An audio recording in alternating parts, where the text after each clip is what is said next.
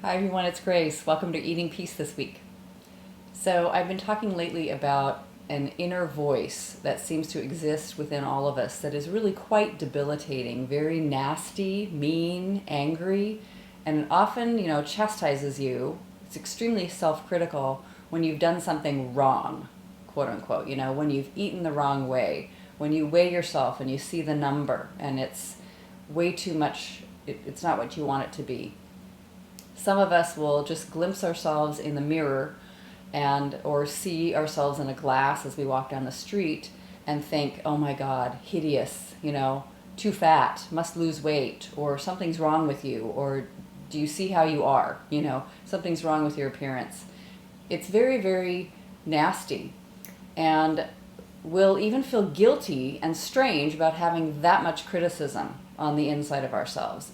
So I often have recommended, like I have recently, I've been talking some in Eating Peace notes and even in Grace notes about getting to befriend these inner voices, these inner vicious voices that seem so mean and frightened and angry and like they're at war with us.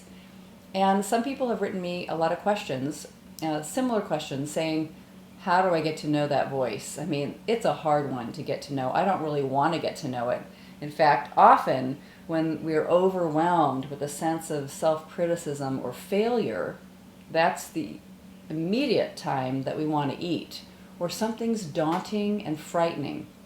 I'd rather run over here and eat something, or try to get some sort of comfort, or try to soothe myself in a way, or take out this frantic energy, like get something inside of me, quick, to sort of be in that experience rather than actually sitting with all the anxiety and fear.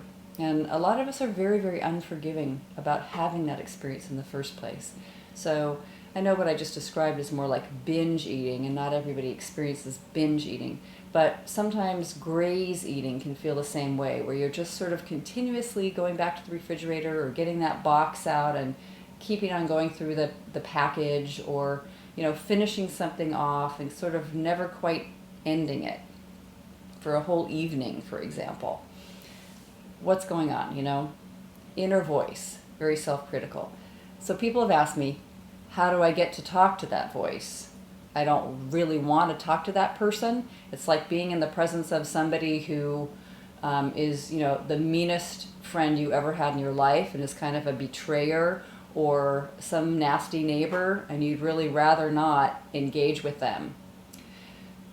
Trouble is, when you're just avoiding that part of you, that voice, then you're going to be spending a lot of energy just avoiding, right? If you got to live next to the person, you're going to see them.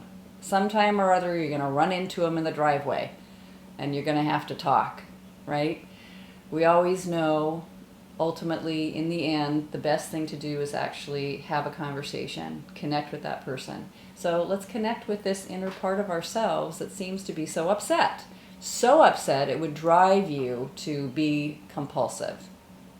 Eat your head off, do other things that are really difficult for yourself, where you don't like yourself later. Okay, so how do we get to talk to that inner voice, that person?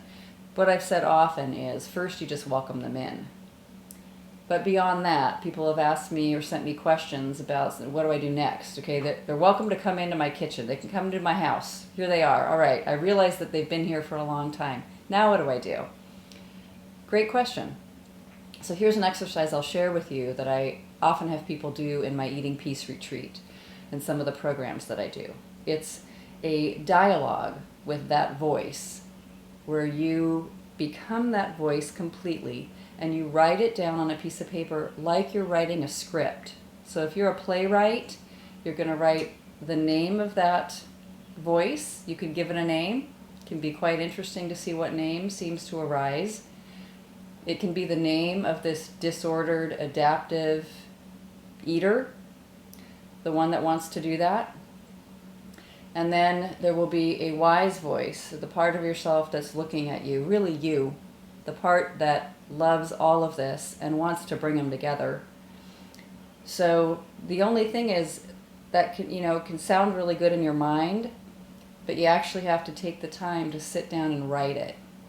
So you're letting the part of you that is really quite terrified express itself, and then the other side respond. In the past, long ago, when I was in therapy, really for all of this process, to get to know myself and to understand how to stop binge eating and stop being obsessed with food, I learned a wonderful exercise. It's part of a gestalt therapy process where you had a conversation with the voice within by actually sitting in a chair, putting an empty chair right across from you, speaking to that other part that you can give a name, and then standing up physically, walking over to the other chair and sitting down and facing the previous chair that you were just in. I mean, really to sort of get the sense of, in the body, I am speaking from this part of myself that is mean, angry, upset, terrified, childish, and I'm asking, what's going on? What are you here for? Why are you bugging me? Why do you want to live next door to me or inside of me, on all these various occasions? What are you here to tell me? I'm listening now. You get up, go to the other chair, sit in it, and then speak back and just go back and forth if that's what it takes. But you could do this on paper, writing out a script. You might be amazed, if you are willing to do this, what that voice has to say.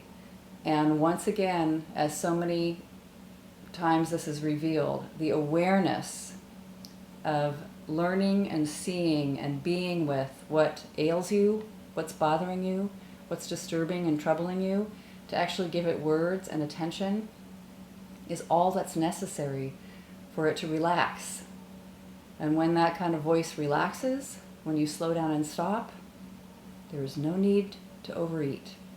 There is no need to keep moving with the energy of the compulsion, just to settle down. You can be amazed by doing this exercise.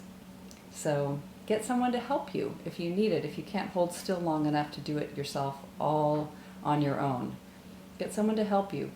If you can't do it right in the middle of a binge, I know that's really difficult. When you feel overwhelmed with the desire, do it afterwards. Talk to that thing that wanted to binge, that part of you, that energy. Talk to it later. See what it's like to be a very wise voice that's asking it questions. Ask where it came from, what time of life this is from, what memory, what its interests are, why it's so terrified.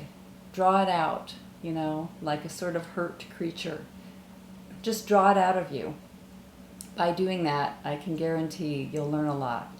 All right, let me know how it goes. Bye-bye.